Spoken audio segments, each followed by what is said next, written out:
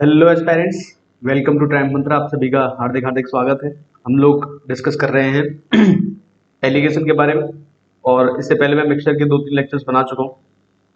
ठीक है भाई, तो जिन लोगों ने वो लेक्चर नहीं देखे वो लेक्चर देख लें। आज हम लोग जो डिस्कस करने वाले हैं, हम लोग डिस्कस करेंगे एलिगेशन का कॉन्सेप्ट। एलिगेशन के लिए भी मैंने एक लेक्चर ऑलरेडी बना दिया है, तो ये एलिगेशन का सेकेंड लेक्चर होगा, और यहाँ पर भी मैं थोड़ा सा आपके कॉन्सेप्ट्स के बारे में बात करूंगा। ठीक है, चलो भाई, तो हम लोग बात करेंगे एलिगेशन के बारे में। और एलिगेशन का मतलब होता है पृथक्करण। ठीक है, मिक्सचर का मतलब होता है मिश्रण। ये सब लोगों को पता होता है, मिश्रण और पृथक्करण। ठीक है भाई, तो करते हैं स्टार्ट आज का सेशन। देखो भाई, सबसे इंपॉर्टेंट जो बात है वो ये है कि एलिगेशन मैंने आप लोगों को क्या समझाया कि एलिगेशन एक्चुअली लगता किसके ऊपर है। एलिगेशन एक्चुअल में लगता है किसी रेट के ऊपर लगता है, जहां हमें एवरेज का सेंस, यानी कि वेटेड एवरेज का सेंस जहां पर आ जाए, एवरेज के सेंस में लग सकता है। और जहां रेट दिखाई देता है, एक दर दिखाई देती है, वहां दर पे लग सकता है। तो मैंने आपको 2-3 एग्जांपल लेके समझाया भी था किस तरीके से एलिगेशन लगाया जाता है। एलिगेशन अगर लगा रहे हैं तो हमें किसका रेशो मिलेगा। जैसे आज मैं फिर एक बार रिवीजन करवा देता हूँ। जैसे मैंने कहा, स्पीड का जो रेशो होता है, स्पीड जो होती है, स्पीड एक्चुअल में जो इसकी यूनिट होती है वो मीटर पर सेकंड होगी या किलोमीटर पर आवर होगी। इस तरीके से इसकी यूनिट होती है।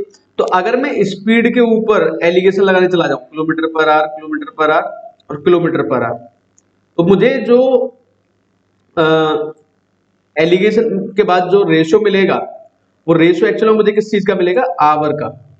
यहां पर जो रेशो मुझे मिलेगा, नीचे जो मुझे रेशो मिलेगा, यहां पर जो मुझे रेशो मिलेगा, यहां पर मुझे किसका रेशो मिलेगा, टाइम का रेशो मिलेगा। तो ये बात थोड़ी सी समझने वाली थी, जो मैंने लास्ट लेक्चर में आप लोगों को छत तक बताई थी। तो इस चीज को आप थोड़ा सा ध्यान रखेंगे कि जब भी हम एलिगेशन लगाते हैं, तो एलिगेशन लगने के लिए सबसे पहली बात एक दर होनी चाहिए, एक रेट होना चाहिए। किसी रेट के ऊपर एलिगेशन लगता है सही तरीके से अगर हम लगाते हैं तो। दूसरा, एलिगेशन के बाद जो रेशो मिलता है, मुझे रेशो किस चीज का मिलता है, तो जहां पर रेशो में नीचे जो क्वांटिटी मिल रही है हमें, जैसे यूनिट में इसमें क्या था, किलोमीटर पर आर, तो आर किसको रिप्रेजेंट करता है, टाइम को। तो रेशो किस चीज का मिलेगा, टाइम का। तो बहुत सारे बच्चे यहाँ पे गड़बड़ करते हैं, वो डिस्टेंस का रेशो ले लेते हैं, तो डिस्टेंस का रेशो नहीं मिलता। स्पीड में अगर तुम एलिगेशन लगाओगे तो तुम्हें एलिगेशन जो रेशो मिलेगा वो टाइम का मिलेगा। तो ये बातें कुछ समझने वाली थी। ठीक है, अब इसके कुछ आगे बढ़ते, कुछ और छोटे मोटे जो कॉन्सेप्ट है उनके बारे में आप लोगों को थोड़ा सा बताता हूँ, कुछ समझाता हूँ चीजें। ठीक है भाई, कहाँ कहाँ एलिगेशन का यूज देखो हम देखते हैं। जैसे एक मैंने छोटा सा क्वेश्चन लिया। ठीक है, देखो मान लेते हैं दो तरीके के मिक्सचर हैं, दो तरीके के राइस। राइस वन जो है उसका प्राइस मैं मान लेता हूँ, राइस वन का जो प्राइस है वो है 42 रुपीज पर किलोग्राम। ठीक है, और राइस टू जो है, राइस टू का जो प्राइस है वो मैं ले लेता हूँ 27 रुपीज पर केजी। ठीक है, इन दोनों को मैंने मिला दिया। बहुत ध्यान से समझना, ये बहुत इंपॉर्टेंट कॉन्सेप्ट है जो बता रहा हूँ आज, है ना। इनको थोड़ा ध्यान से आप पकड़ेंगे तो आपको बहुत सारी चीजें आसान हो जाएंगी आप लोगों के लिए। ठीक है, तो राइस वन है 42 रुपीज पर केजी वाला, राइस टू है 27 रुपीज पर केजी वाला। इसको मैंने मिक्स किया and sells the mixture at 39 rupees per KG. और इन दोनों को मिक्स करने के बाद मिक्सचर को कितने में बेचा, 39 रुपए पर केजी में, which gives A profit of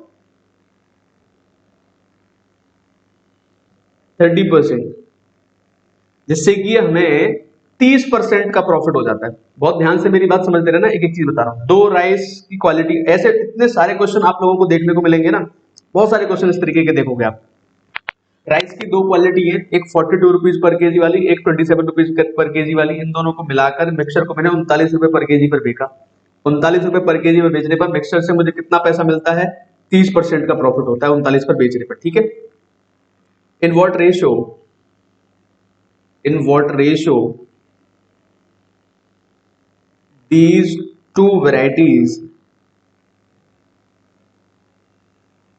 are mixed, किस रेशो में ये दोनों वेराइटीज मिक्स्ड की गई, मिलाई गई एक्चुअल में। ठीक है, तो भाई देखो समझने वाली बात क्या है यहाँ पे कि जो मैं एलिगेशन लगाता हूं, मैं किसी रेट के ऊपर एलिगेशन लगाता हूं, यहाँ पे क्या रेट चल रहा है 42 रुपीज पर केजी का रेट चल रहा है। यहाँ पे कितना चल रहा है 42 रुपीज पर केजी, और यहाँ पे 27 चल रहा है। तो मुझे कोई रेट ही तो मिलता है यहाँ पे, बीच में जो मिलता है मुझे क्या मिलता है, कोई रेट ही तो मिलता है मुझे बीच में। अब जो रेट जो हमको मिलता है वो रेट क्या होता है, हमारा सीपी होता है। हमेशा याद रखो, यहाँ जो हमें वैल्यू मिलती है वो हमारा क्या होता है, सीपी होता है। यहाँ पे कॉस्ट प्राइस, हमेशा जिस मूल्य पे आपको पड़ेगी वो वस्तु, उस प्राइस पे आपको यहाँ पे मिलेगी।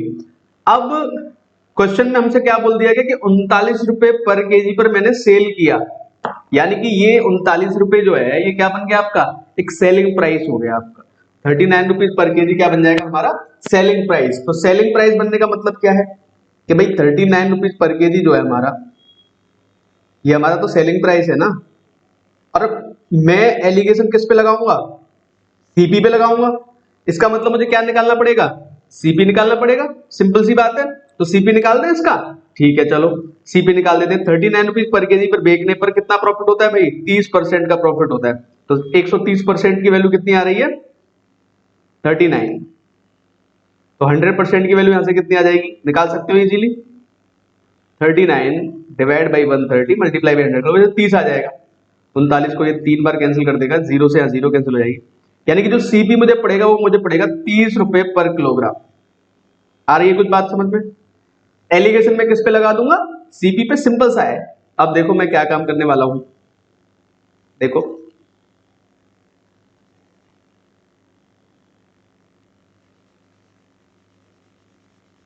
मैं इसको मिटा देता हूं, ठीक है भाई। इसको मिटाने के बाद इसको सॉल्व कर लेंगे। देखो एक तरफ लिख लो 42 रुपीज पर केजी वाली, एक तरफ लिख लो 27 वाली, बीच में तुम्हारा प्राइस कितना आ रहा है 30। इस रेशो को मैंने निकाल दिया, तो यहां से 30 माइनस 27 कितना मिल जाएगा 3, और यहां मिल जाएगा 12। यानी किस रेशो में इन दोनों को मिलाया मैंने, 1:4 में। ये दोनों किस रेशो में मिलेंगे, 1:4 में। आ रही है बात को समझ में, नहीं आ रही है बताओ जरा, सोच समझ के इस बात को मुझे समझाओ जरा, कि जो मैंने समझाया तुम लोगों को क्या वो चीज सही है, क्या वो आप वो चीज समझ पा रहे हो सभी लोग उस चीज को। क्योंकि guys it is very very important, इस तरह के क्वेश्चंस आपको बेसिकली देखने को मिलते हैं, ठीक है। अब यहां पर मैं छोटा सा एक क्वेश्चन और जोड़ देता। यहां पे मैं ये कहता कि अगर, चलो एक और क्वेश्चन लेता हूं मैं, इसी क्वेश्चन को आगे बढ़ाता हूं। मानो एक राइस की क्वालिटी है, वो राइस 1 जो है वो 42 रुपीज पर केजी का है, और राइस 2 जो है वो 27 रुपीज पर केजी वाला है। दो राइस की क्वालिटी मुझे दे रखी है, 42 वाली है, एक 27 वाली है, ठीक है। ठीक है, मिक्स कर दिया इनको, and sells mixture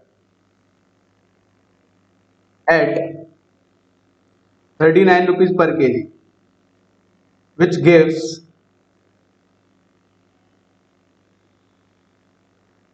30% profit if we mixes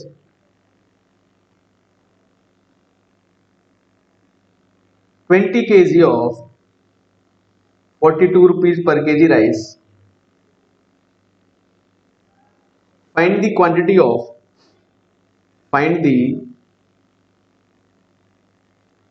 of 27 rupees per kg rice in the mixture. मैंने एक स्टेप और उस क्वेश्चन को आगे बढ़ा दिया। मैं क्वेश्चन किस लिए जोड़ रहा हूं, यहां से आपकी अंडरस्टैंडिंग डेवलप होनी स्टार्ट हो जाएगी इस कॉन्सेप्ट के लिए। जैसे अब सीधा मैं क्या करूंगा, यहाँ पे अगर मैं सॉल्यूशन की बात करूं, तो मैं जब सॉल्यूशन करने जाऊंगा तो मैं सबसे पहले क्या काम करने वाला हूं, 30% का मुझे प्रॉफिट हुआ, 39 रुपए में मैंने बेचा है, तो 130% की जो वैल्यू आएगी वो कितनी आ जाएगी भाई 39, सॉरी, तो 100% की वैल्यू यहां से निकाल के कितना मिल गया था 30, तो 30 रुपीज पर केजी क्या आ जाएगा हमारा, सीपी आ जाएगा। तो सीपी पे मैं क्या लगाऊंगा, एलिगेशन लगाऊंगा। यहाँ 42 है, यहाँ पर 27 है, यहाँ पे 30 आ जाएगा, और ये रेशो जो मुझे मिल जाएगा 3:12 मिल जाएगा, और ये रेशो फाइनली मुझे मिलेगा 1:4। अब मुझे एक बात बताओ, क्या ये जो है रेशियो ऑफ क्वांटिटी नहीं है क्या? क्या ये रेशियो ऑफ क्वांटिटी नहीं है क्या? ये रेशियो ऑफ क्वांटिटी अगर है तो इसका मतलब भाई रुपए पर केजी, नीचे क्या आ रहा है किलोग्राम, तो ये क्वांटिटी है। तो ये एक की वैल्यू ही तो मुझे दे रखी है, कितनी? 20 केजी। 42 रुपए पर केजी वाला कितना मिलाया था? 20 किलोग्राम। तो ये एक की वैल्यू कितनी आ गई भाई? 20 केजी। तो 4 की वैल्यू कितनी आ जाएगी? 80 केजी। आ गया आंसर। इसकी वैल्यू कितनी आ जाएगी? 80 केजी। यही अपना आंसर है। देखो सेकंड्स में सॉल्व कर सकते हो क्वेश्चंस को इजीली। आ रही है बात समझ में? इस तरीके से इन क्वेश्चंस का पैटर्न बनता है, यानी कि आपने इजीली ये बता दिया कि कितने किलोग्राम ये मिलाएगा, कितने किलोग्राम ये मिलाएगा, क्योंकि मुझे क्या मिला था फाइनली? मुझे रेशियो ऑफ क्वांटिटी मिला था, क्योंकि मैंने किस पर एलिगेशन लगाया है? रेट पर। और रेट क्या था? रुपए पर केजी। तो नीचे क्या आ रहा था? किलोग्राम। तो किलोग्राम मुझे किसका रेशियो दे देगा? क्वांटिटी का। फिर मुझे क्वांटिटी मिल जाती है डायरेक्ट गाइस। तो इस तरीके से हम इन क्वेश्चंस को सॉल्व करते हैं। तो अगर तुमको ये चीजें समझ में आती हैं तो फिर तुम्हारे लिए एलिगेशन, मिक्सचर, ये सारी चीजें बहुत सिंपल हो जाती हैं, तुमको नॉर्मल लगने स्टार्ट हो जाती है इस तरह की चीजें। ठीक है, मान लो एक और एग्जांपल लेते हैं, कुछ और चीजें मैं तुम लोगों को दिखाता हूँ। जैसे देखो क्वेश्चन लिया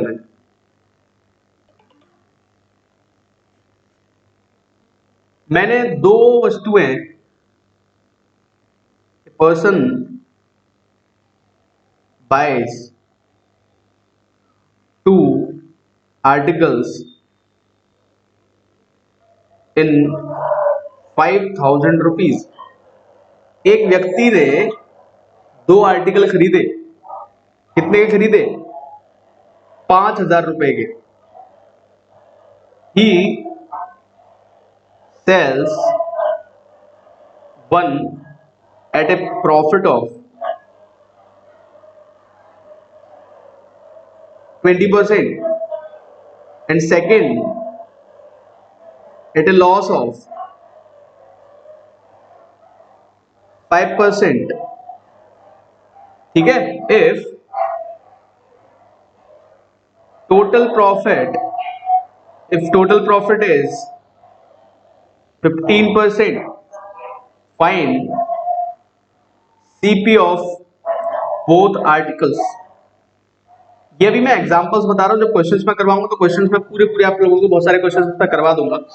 फिलहाल मैं आपको एक कुछ चीजें समझाने की कोशिश कर रहा हूं, उस चीज को समझने की कोशिश करो। और आपको मैं एक इसका हिंदी में अनुवाद कर देता हूं कि एक व्यक्ति दो वस्तुएं 5000 रुपए में खरीदता है। एक वस्तु को 20% के लाभ पर बेचता है, दूसरी वस्तु को 5% के नुकसान पर बेचता है, तो कुल उसे 15% का लाभ होता है। तो दोनों वस्तुओं का सीपी क्या होगा? तो इसको करने के देखो मैं तुम्हें दो तरीके बताता हूँ। एक तो एलिगेशन, जिससे मैं सॉल्व कर ही रहा हूँ, तो एलिगेशन पे देखते हैं पहले इसका सॉल्यूशन कि भाई एलिगेशन में क्या इसका सॉल्यूशन आएगा। तो एलिगेशन से अगर मैं करूं तो हमेशा याद रखो प्रॉफिट क्या है, प्रॉफिट परसेंटेज क्या है कि 20% पर आर्टिकल। और किस पे कैलकुलेट करते हो? सीपी पर। 20% किसका? सीपी का। तो आप किस पे कैलकुलेट कर रहे हो? प्रॉफिट, सीपी पे। तो जब भी आप प्रॉफिट पे या लॉस पे एलिगेशन लगाओगे तो आप हमेशा याद रखना, जो आपको रेशियो मिलेगा ना, वो रेशियो आपको मिलेगा सीपी का। ये बात आपको याद रखनी है। आपको रेशियो किस चीज का मिलेगा? सीपी का रेशियो मिलेगा हमेशा। आपको देखना है किस चीज पे कैलकुलेशन चल रही है ना। तो देखो मैं कैसे इसको सॉल्व करने वाला हूं। तो 20% प्रॉफिट है, इसको प्लस में लेना है। तो 20% को तो प्लस लोगे। 5% का अगर लॉस हो रहा है तो इसको हमेशा लेना है माइनस का 5। ठीक है, अब ध्यान से देखो, ये प्रॉफिट हो रहा है 15% का, तो बीच में क्या आ जाएगा? 15। तो जब भी हम एलिगेशन लगाते हैं तो याद रखो बीच वाली वैल्यू एक से बड़ी, एक से छोटी होनी चाहिए, क्योंकि एवरेज का सेंस देती है ना। तो एवरेज का अगर ये सेंस दे रही तो एक से ये बड़ी होगी और दूसरे वाले से क्या होगी? ये छोटी होगी। तो यहां पे देखो, तो यहां अगर मैं एलिगेशन लगाता हूं तो यहां 20 में से 15 माइनस हो जाएगा। लेकिन यहां देखो ध्यान से, 15 में से 5 माइनस होगा। तो अल्टीमेटली मुझे क्या मिलेगा? 20:5। और क्या मिल जाएगा मुझे? 5 चौके 20, यानी कि मुझे क्या मिल गया? सीपी का रेशियो कितना मिल गया? 4:1। ये क्या मिलेगा मुझे? Ratio of CPs. हाँ क्या ना? बताओ जरा सोच समझ के इस बात को। ये मुझे क्या मिल जाएगा? Ratio of CPs 4:5। इसकी वैल्यू कितने के बराबर है? 5000 के बराबर। सॉल्व कर दो तो ये 4000 आ जाएगा और ये कितना आ जाएगा? 1000 आ जाएगा। तो ये एक तरीका मैंने आप लोगों को बता दिया कि इस एक तरीके से आप इस क्वेश्चन को इजीली सॉल्व कर सकते हो। आपको बिना किसी प्रॉब्लम के ये क्वेश्चन सॉल्व हो जाएगा। एक और तरीका मैं आप लोगों को कुछ अच्छे तरीके से समझाता हूँ बात, आप उस तरीके को भी यूज कर सकते हो, वहां से भी रेशियो यही आएगा जो अगर नॉर्मली आप कर सकते हो। वहां आपको क्या करना है, सिंपली आप ध्यान देना थोड़ा सा। CP1 पे मुझे 20% प्रॉफिट है, CP2 पे मुझे लॉस है 5 का, और ओवरऑल अगर मैं देखूं तो ओवरऑल अगर आप देखोगे तो थोड़ा सा ऊपर लिख देता हूं इसको, है ना। CP1 पे मुझे 20% प्रॉफिट है, CP2 पे मुझे 5% लॉस है, लेकिन ओवरऑल मुझे CP1 और CP2 पे मिला के 15% का प्रॉफिट है। ये बात समझ में आ रही है? इस तरीके से लिख सकते हो कि नहीं लिख सकते? इसको ऐसे लिख दो डायरेक्ट। आप इस तरीके से भी इन क्वेश्चन को सॉल्व कर सकते हो। यहां से CP का रेशो आ जाएगा डायरेक्टली निकल के। यार देखो 5 कट जाएगा, 5 चौक के 20 हो जाएंगे, और 5 से हो जाएगा 3 टाइम्स, तो यहां पे मिलेगा 4CP1 माइनस इधर आ जाएगा 3CP1 is equal to 3CP2 plus CP2, इधर चला जाएगा ये। तो देखो यहाँ पे क्या मिल जाएगा मुझे, CP1 is equal to 4CP2। तो CP1 का और CP2 का जो यहाँ से रेशियो मुझे मिलेगा वो कितना मिलेगा गाइस, 4/1 है कि नहीं। इस तरीके से भी आप सॉल्व कर सकते हो। तो CP1 और CP2 का रेशियो मुझे कितना मिल जाएगा यहाँ से, 4:1। देख रहे हो, एक ये भी तरीका हो सकता है इसको सॉल्व करने का। आप बहुत जगह इसको एलिगेशन को यूज कर सकते हो। प्रॉफिट लॉस में देखो मैंने यूज करके दिखाया आपको, इस तरह के क्वेश्चंस में आप इजीली यूज कर सकते हो। जहां पर भी आपको ना एक सेंस मिले, एक ऐसा सेंस मिले कि जहां पर एवरेज का सेंस निकल के आ रहा है, तो वहां पर यूज कर सकते हो। बहुत इजीली इन क्वेश्चंस को हम टैकल कर सकते हैं अगर हमको एलिगेशन आता है, या फिर नॉर्मल तरीके भी आते हैं तो उस तरीके से भी। तो एलिगेशन अगर आता है तो फिर हमें पूरा सॉल्व करने की जरूरत नहीं पड़ती, एलिगेशन से डायरेक्ट लग जाता है। याद रखने वाली बात क्या है कि जो रेशियो मुझे मिलेगा वो रेशियो किसका मिलेगा, तो रेशियो हमको किसका मिलता है, CP का मिलता है प्रॉफिट लॉस के केस में, ठीक है। क्योंकि प्रॉफिट लॉस जनरली हम किस पे कैलकुलेट करते हैं, CP पे कैलकुलेट करते हैं। चलो एक और छोटा सा तो मैं एग्जांपल देता हूं और क्या क्या इसमें पॉसिबिलिटी यूज हो सकती है, ठीक है। देखो मान लो एक और क्वेश्चन लिया मैंने। वैसे ऐसे क्वेश्चन बहुत ज्यादा पूछे नहीं जाते हैं जो अभी मैं बताने वाला हूं, पर फिर भी मैं बता रहा हूं आपको। एक जू है,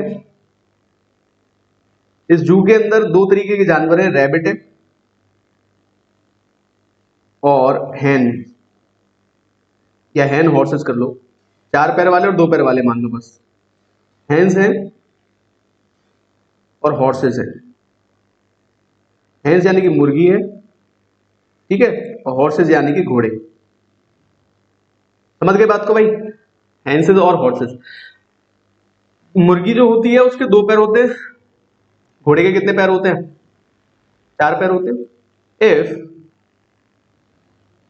टोटल हेड काउंट जो दे रखी है, टोटल हेड काउंट है 200, टोटल लेग काउंट जो है वो दे रखी है 580, find number of hens and horses. अब ये जो क्वेश्चन है इसको करने के भी बहुत लोग बहुत सारे तरीके बताते हैं। मैंने इसलिए क्वेश्चन लिया कि यहाँ पे एलिगेशन का भी यूज तुम कर सकते हो। अगर हम एलिगेशन पढ़ रहे हैं तो एलिगेशन से भी इसको निपटाया जा सकता है। तो देखो मैं कैसे कर रहा हूँ, एक पहला सोल्यूशन जो फर्स्ट, मैं एलिगेशन भी बताऊंगा पर मैं अपना तरीका बता रहा हूँ पहले आप लोगों को, मेरा तरीका क्या है इसको सॉल्व करने का। मैंने कहा कि अगर 200 हेड काउंट्स है, ध्यान से मेरी बात समझना, हेड काउंट्स जो है ये बताती है टोटल एनिमल्स। ये हेड काउंट हमें क्या बता रही है, यहाँ पे इतने टोटल एनिमल्स हैं, यानी कि टोटल कितने जानवर हैं उस चिड़ियाघर के अंदर, 200। ये हेड काउंट यही चीज दर्शाती है। जो सरों की संख्या होती है, सिर की संख्या जो है वो जानवरों की संख्या को दर्शाती है, और पैरों की संख्या तो भाई कितनी भी है उसके आधार पे हमको गणना करनी है कि कितनी मुर्गियां कितने इसमें हॉर्सेस हैं। तो देखो ध्यान से, अगर मैं ये बोलूं कि सारी की सारी मुर्गियां हैं, ऑल हॉर्सेस, तो कितने पैर बनेंगे बताओ जरा सोच समझ के। अगर मैंने बोला 200 की 200 मुर्गी है तो 200 दूनी, टोटल पैर कितने होने चाहिए, 400 लेग्स। टोटल पैर कितने होने चाहिए, 400 पैर होने चाहिए। लेकिन मुर्गियों की संख्या कितनी है पता नहीं। अब पैरों की संख्या 400 है, लेकिन यहाँ पे टोटल पैरों की संख्या कितनी है भाई, 580। तो ये जो गैप आ रहा है 180 का, ये 180 पैर कौन से हैं। अब आप ये बात अगर सोच गए तो आप इसको ओरली सॉल्व कर सकते हो ऐसे क्वेश्चन को, आप कुछ भी लिखने की जरूरत नहीं है आपको। 400 पैर थे, मैंने अगर मान लिया सारी की सारी मुर्गियां हैं, अगर सारी की सारी मुर्गियां मैंने मानी तो कितने पैर हो गए, 400। लेकिन पैर कितने हैं, 580। कितने ज्यादा हो गए, 180 पैर ज्यादा हो गए। तो ये ज्यादा पैर किसके हैं, ये ज्यादा पैर घोड़े के हैं। और घोड़े के पैर कितने एक्स्ट्रा हैं, दो दो दो दो, क्योंकि दो पैर तो मैं सबके काउंट कर लिए मैंने, दो पैर तो मैं सबके लेके चल दिया। तो ये जो 180 बचे, इस 180 में अगर तुम 2 से डिवाइड कर दोगे तो आपको कितना मिल जाएगा, 90। तो 90 तो घोड़े के आ गए पैर, और मुर्गी के कितने पैर आ जाएंगे, 110। तो यही हमारा क्या बन जाएगा, इस क्वेश्चन का आंसर बन जाएगा। आ रही है बात समझ में, नहीं आ रही है, सोचो जरा मैंने क्या बताया। एक घोड़ा है, एक मुर्गी। अगर मैं घोड़ा ले लेते तो घोड़े के अगर होते 4 पैर, तो अगर 200 गुणा 4 करता, तो आप मुझे बताओ कि एक्स्ट्रा आते कि नहीं आते पैर, 320 पैर 320 आते, 220 पैर एक्स्ट्रा आते। 220 किसके लिए एक्स्ट्रा आ जाते हैं, वो मुर्गियों के दो जो हमने एक्स्ट्रा लगाए, तो मुर्गियों के 2 पैर नहीं होते, वो 4 पैर नहीं होते, मुर्गियों के होते 2 पैर से। तो आप इसको ऐसे समझ लो, मैंने मान ली सारी मुर्गियां हैं, तो 200 गुणा 2 यानी कि टोटल पैर होने चाहिए थे 400, लेकिन पैर है 580। तो ये पैर किसके ज्यादा है, 180 घोड़े के, और घोड़े के कितने, 2 के हिसाब से डिवाइड कर दो, आंसर आ जाएगा। अब सॉल्व इसके अकॉर्डिंग अगर मैं करवाऊं आपसे, एलिगेशन लगवाऊं इसमें, तो एलिगेशन के अकॉर्डिंग इसको किस तरीके से सॉल्व करना है, देखो ध्यान से, कुछ भी नहीं है। मान लो सारे मुर्गी के पैर हैं, यहाँ पे हैंड्स लिख लो भाई एक तरफ हॉर्सेस लिख लो यार। एवरेज का सेंस मिल रहा है ना, टोटल पैर पर एनिमल कितने आ जाएंगे टोटल एनिमल के हिसाब से। मान लो सारी मुर्गियां हैं तो कितने पैर होंगे, 400। सारे घोड़े हैं तो कितने पैर होंगे, 800। लेकिन है कितने भाई, 580। जीरो कैंसिल कर दो, कोई फर्क नहीं पड़ता, इधर इधर कर दिया हमने इसको। 58 और 80 में डिफरेंस कितने का होता है भाई, 22 का होता है। कितना डिफरेंस होता है, 22 का डिफरेंस होता है। और 58 और इसमें कितना डिफरेंस होता है, 18 का डिफरेंस होता है। फाइनली रेशियो कितना मिल जाएगा भाई, 11:9। 110 क्या हो जाएंगी, मुर्गियां, और 90 क्या हो जाएंगे, घोड़े हो जाएंगे। कर सकते हो easily solve, nothing to worry about, and nothing is very very critical in this question. It is very very simple. आपने किए भी होंगे इस तरह के क्वेश्चन सॉल्व, ठीक है। बढ़ जाए आगे, बताइए जरा सोच समझ के इस बात को, बढ़ जाए आगे, ठीक है भाई, बढ़ते हैं आगे। नेक्स्ट क्वेश्चन की तरफ आ जाओ। एक और क्वेश्चन मैं आप लोगों को समझा देता हूँ। बहुत बार इस तरह के क्वेश्चन पूछे जाएंगे आप लोगों से, बहुत बार पूछे जाएंगे। मान लो आपके पास है 9600 रुपीज, 9600 रुपये आपके पास है, ठीक है। आपके पास 9600 रुपीज, आपने एक जो दे दिया, ये दे दिया 12% पर एनम पे, 12% पर एनम के आधार पे आपने किसी को उधार दिया, और ये वाला आपने दे दिया 15% पर एनम के आधार पे। एक आपने किस आधार पे दिया था, 12% पर एनम पे दिया, दूसरा आपने दे दिया 15% पर एनम के आधार पर, ठीक है, समझ गए। हर साल एक से आपको कितनी ब्याज आएगी, 12%, दूसरे से आपको कितनी ब्याज आएगी, 15%। अब देखो, if total profit in 1.5 year is 1800 rupees, fine. ये मैंने मान लिया ए पार्ट है, और ये मैंने मान लिया बी पार्ट है। Find A and B. A part 12% पे गया, बी पार्ट गया आपका 15% पे। तो ए और बी की वैल्यू आपको निकालनी है। तो बताओ भाई क्या आंसर आने वाला है आप लोगों का, सोचो समझो और आंसर करना है आप लोगों को, बहुत सोच समझ के। तो एक तरीका क्या होगा कि मैं इसको बेसिक से सॉल्व करूंगा। बेसिक से सॉल्व कर सकते हैं इस क्वेश्चन को, उसमें कुछ भी नहीं आएगा, आपको जोर नहीं आएगा। मैं बताता हूँ क्यों नहीं आएगा, उसका तरीका बताऊंगा। एक तरीका क्या होगा कि आप इसको एलिगेशन के थ्रू सॉल्व करेंगे। मैं इसको दोनों तरीके से आपको बताता हूँ किस तरीके से आपको ये सॉल्व करना, ठीक है। देखो भाई, एलिगेशन के थ्रू अगर मैं सॉल्व करूं तो मैं क्या देखूंगा कि भाई 1.5 साल में इसका सोल्यूशन देखते हैं।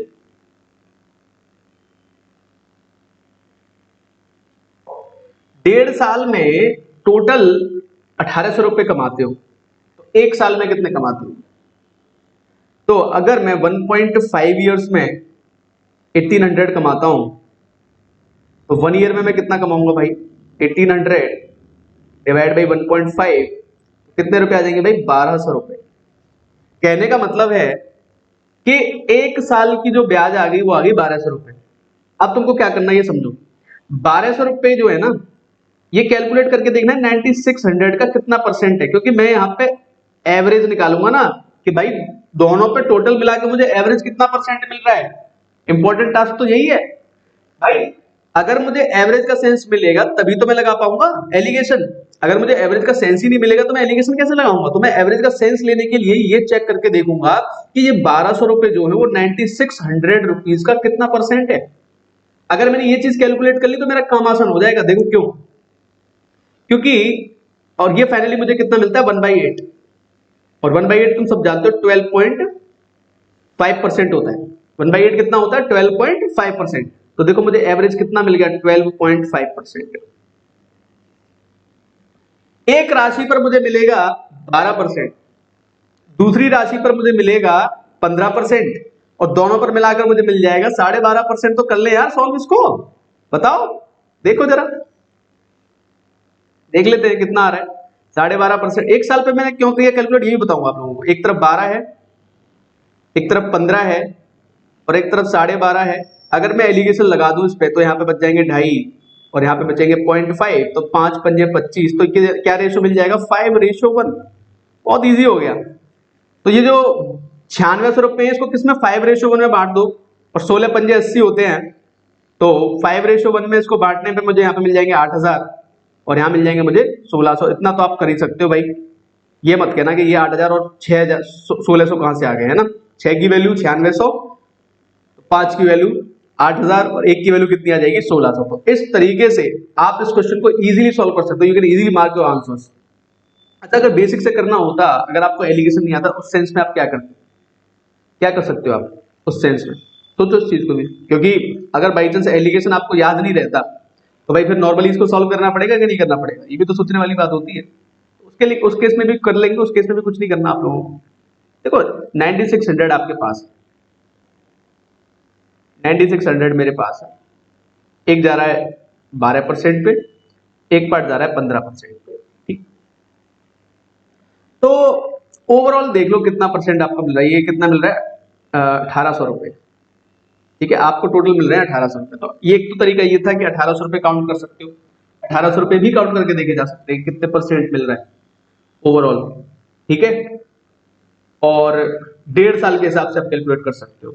एक तरीका ये हो सकता है कि भाई एक पार्ट में, मैं उसको सॉल्व नहीं करूंगा, मैं बस बता रहा हूँ आपको। एक पार्ट ए है, एक पार्ट बी है। तो आप लोगों को ये पता है कि ए प्लस बी जो आ रहा है वो कितना आ रहा है? 9600, ठीक है। और अगर आप देखो कि ए पर कितना मिल रहा है? 12%, लेकिन कितने साल का है? ये 1.5 साल का है। तो इसको मैं एक साल में अगर कन्वर्ट करूंगा तो मुझे कितने मिल जाएंगे? 1200। तो एक साल पे कन्वर्ट कर लो, क्योंकि एक साल की ब्याज सीधी सीधी हो जाएगी। तो ए पर आपको मिलेंगे 12%, और बी पर आपको मिलेंगे 12%, तो 12/100, और बी पर आपको मिलेंगे 15%, और ओवरऑल आपको यहाँ पे मिल जाएंगे 9600 में, कि ये यहाँ पे कितने मिल जाएंगे आपको? 1200 रुपए। समझ के बात को नहीं समझे? यानी कि 12% ऑफ ए, और जनरलाइज लिखता हूं, 12% of A plus 15% of B is equal to 1200 होगा, ठीक है। और 100% ऑफ ए और 100% ऑफ बी कितना हो जाएगा? 9600। समझ गए नहीं समझे इस बात को? ए प्लस बी जो होगा वो 9600 हो जाएगा। तो इस इक्वेशन को इस तरीके से भी सॉल्व कर सकते हो, जो कि मैं करवा नहीं रहा हूं। आपका होमवर्क है, आप करके देख लेना, और ऐसे करने की जरूरत नहीं है जहां तक मैं समझता हूं, क्योंकि जितना आप फालतू की कैलकुलेशन करोगे उतना अपना दिमाग एग्जॉस्ट करोगे। आप काम की चीजों में अपना दिमाग लगाइए, ज्यादा बेहतर विकल्प रहेगा आप लोगों के लिए, ठीक है ना। एक फाइनल मैं आपको एक चीज और यहाँ पे बताता हूं कि एलिगेशन का एक बहुत इंपॉर्टेंट यूज मिक्सचर में होता है। मिक्सचर के अंदर भी आप एलिगेशन का बहुत ही पावरफुल यूज कर सकते हो। पावरफुल यूज क्या है? कभी कभी आपने देखा होगा क्वेश्चन का पैटर्न कुछ इस तरीके से आता है, दो मिक्सचर दे रखे हैं मुझे, मान लो मिल्क और वाटर का रेशो है, यहां भी मिल्क और वाटर का रेशो है, यहां पर मुझे दे रखा है 3:5, यहां पे दे रखा है 6,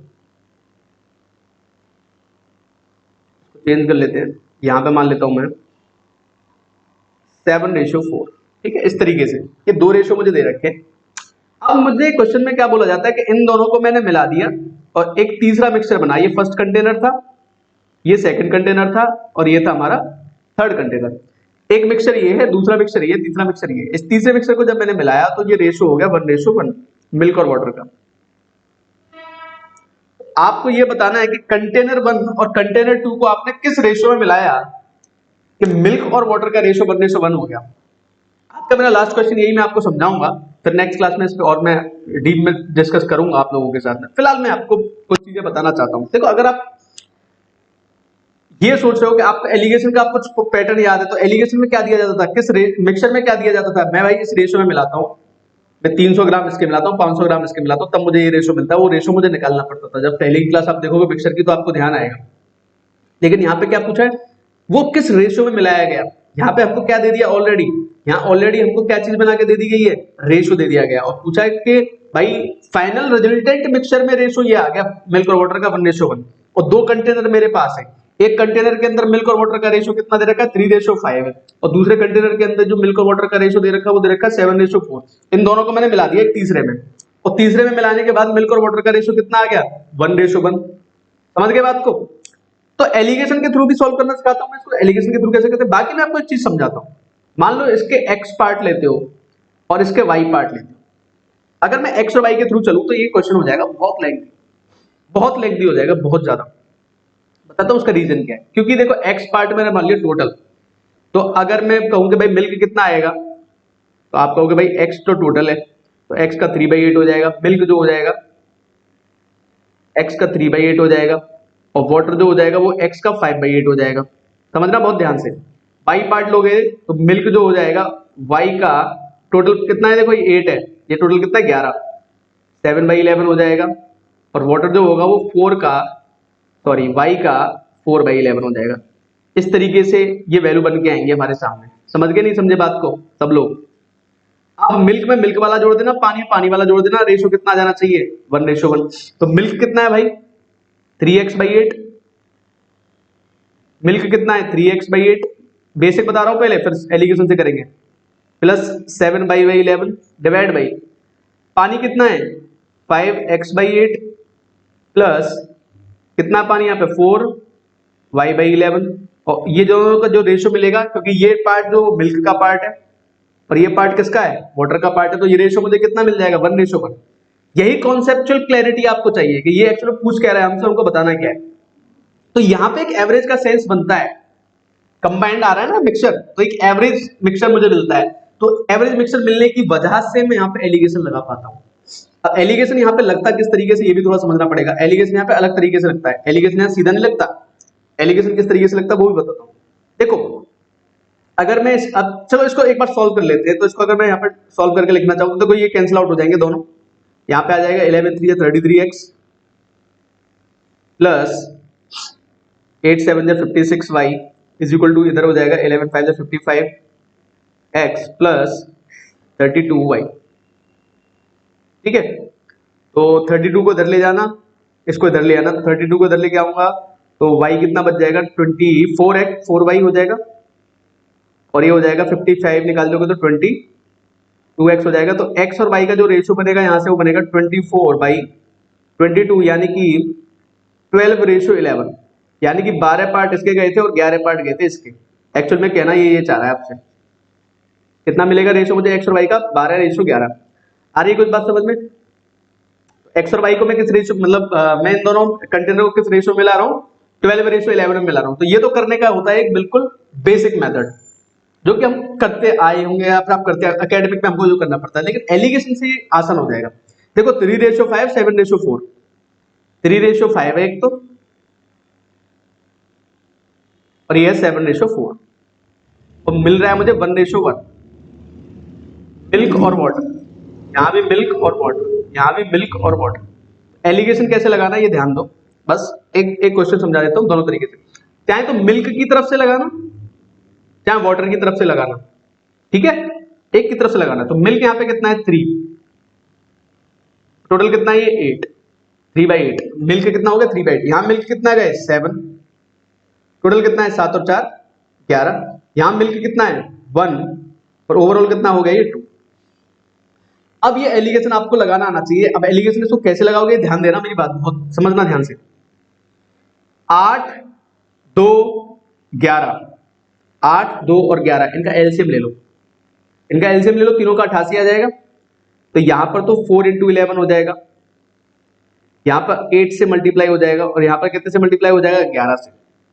समझ गए बात को? नहीं समझे भाई, ये इंपॉर्टेंट है। तीनों को मैंने बराबर कर लिया, तीनों को बराबर करने का फायदा बताऊंगा क्या होगा। यहाँ पे हो जाएगा 11, यहाँ पे हो जाएगा 8, यहाँ पे हो जाएगा 44, क्योंकि 4 से ये ना कैंसिल आउट हो जाएंगे तीनों। जैसे ही मैं ये बराबर कर लूंगा ना तो तीनों कैंसिल आउट हो जाएंगे नीचे वाले। जैसे तीनों कैंसिल आउट हो गए देखो क्वेश्चन सॉल्व। यहाँ पे आ जाएगा 33, यहाँ जाएगा 56, यहाँ जाएगा 44। अगर आप एलिगेशन लगाओगे तो देखो आ गया 12:11। आ गया कि नहीं आ गया? हाँ के ना? आया कुछ समझ में भाई सब लोगों के? इस तरीके से मैं एलिगेशन इसमें इजीली लगा सकता हूँ। अगर आप वाटर की तरफ से जाओगे तब भी आंसर आएगा। देखो बताता हूँ, वाटर कितना है? 5/8, 5/8, 4/11 हो जाएगा वाटर। यहाँ तो 1/2 ही रहेगा, तो यहाँ तो 4 × 11 ही रहेगा। यहाँ पर 8 रहेगा, यहाँ पे 11 रहेगा, यहाँ 11 हो जाएगा, यहाँ 8 हो जाएगा, यहाँ कितने से मल्टीप्लाई हो जाएगा? 44 से। ये कैंसिल आउट हो जाएगा, कितना हो जाएगा? 55, 32, 44। अगर आप लगाओगे 44 - 32 कितने होते हैं? 12:11। हाँ कि ना? हाँ भाई, आई कुछ बात समझ में आप? तो इंटरेस्टिंग है सारा काम, और बहुत ही इंटरेस्टिंग तरीके से आपको समझना है, और आपको ये सोचना है कि ये आपके लिए बहुत ही इंपॉर्टेंट है गाइस। एलिगेशन हम इतना यूज करते हैं ना, वाइडली यूज होता है एलिगेशन। तो ठीक है भाई, फिर इसी के साथ में बस एक ही बात आपसे कहना चाहता हूं कि भाई टाइम मंत्रा को लाइक, शेयर और सब्सक्राइब कर देना, ठीक है? फेसबुक पे फॉलो कर सकते हो भाई टाइम मंत्रा को, इंस्टाग्राम पे भी मिल जाएंगे हम आपको। देखो टेलीग्राम का ग्रुप आपके लिए स्टार्ट किया, आप लोग जुड़ नहीं रहे हो, उससे जुड़ो, अपने फेलो फ्रेंड्स के साथ डिस्कस कर सकते हो अपने क्वेश्चंस को। जो भी आपके मन में है, जो दुविधाएं हैं, जो भी क्वेरीज हो, आप अपने डिस्कस करिए, आपको कहीं ना कहीं आंसर जरूर मिल जाएगा, ठीक है? और भी क्वेश्चंस देखने को मिल सकते हैं आप लोगों को, ठीक है? अब मैं इस टेलीग्राम चैनल पे ना जल्दी ही मैं डेली कुछ ना कुछ पीडीएफ वगैरह अच्छे क्वेश्चंस की सीरीज मैं इस पे डालता रहूंगा, जिससे कि थोड़ा एंगेजमेंट बढ़ जाए इस पे, ठीक है आप लोगों का? क्योंकि आप लोग तो अपने आपस में डिस्कस करोगे नहीं, ठीक? थैंक यू भाई, एंड गॉड ब्लेस यू।